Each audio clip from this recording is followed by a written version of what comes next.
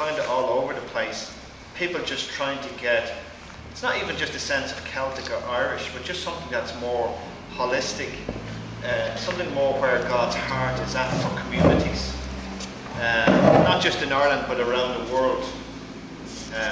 And our passion here is to build up relationships with Christian communities in Central America, Southeast Asia, Africa, Eastern Europe, and to develop this symbiotic relationship with them so that we've a lot we can learn from them, and we can in some ways resource them, but they must also resource us as well, and not in a patronising way either way. So, and I think it's bigger than anything Celtic or Irish. I think there's a lot of people just really trying to say, how are we doing church, and how can we change it around, what's non-negotiable, what is negotiable, what's essential, what's non-essential.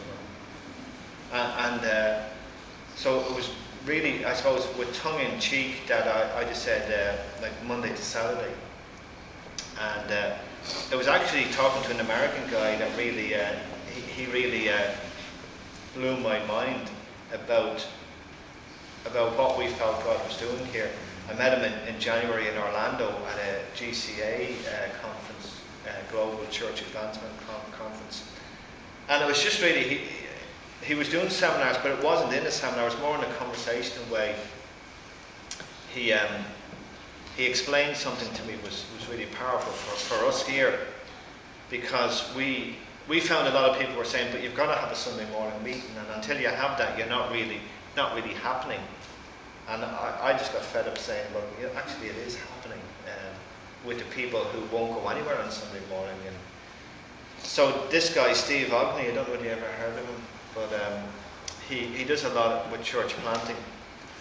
And he spoke about how chess champions are trained.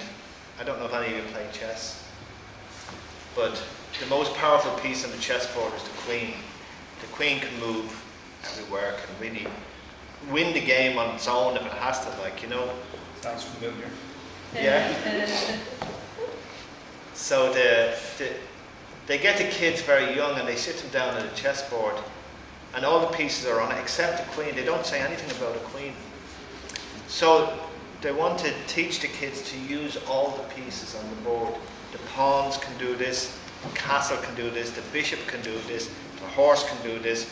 You have all these pieces, use them. And what's the square for? Oh, don't worry about that, it's just a square. And then they work and they don't know anything about a queen. And they play and they learn how to win without a queen. And then they got taken to the next level where they're told, now you're going to play this game, but somebody is going to have a very strange thing called a queen on the board. And they have to learn how to beat somebody who has a queen without a queen. And if they can develop somebody like that, they know they have a real champion potentially on their hands. And then the third phase they go to is, now we're going to give you a queen. And you'll know how to use all the pieces as well as the queen. But this guy, Steve Ogney, said to me, what is the queen in our evangelical church? What is the one thing that makes us lazy? And we feel, if this happens, well then everything else is, we don't really have to bother with anything else. Sunday church. Sunday morning service, that is the queen, and that's the thing that we feel, if it happens there, we don't have to worry about anything else.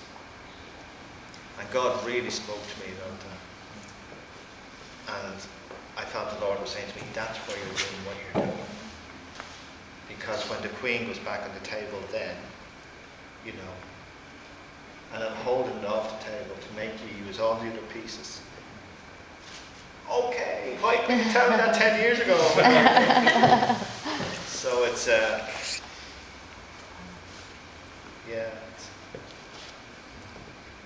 So we've managed to be able to raise about €20,000 each year here. Each year?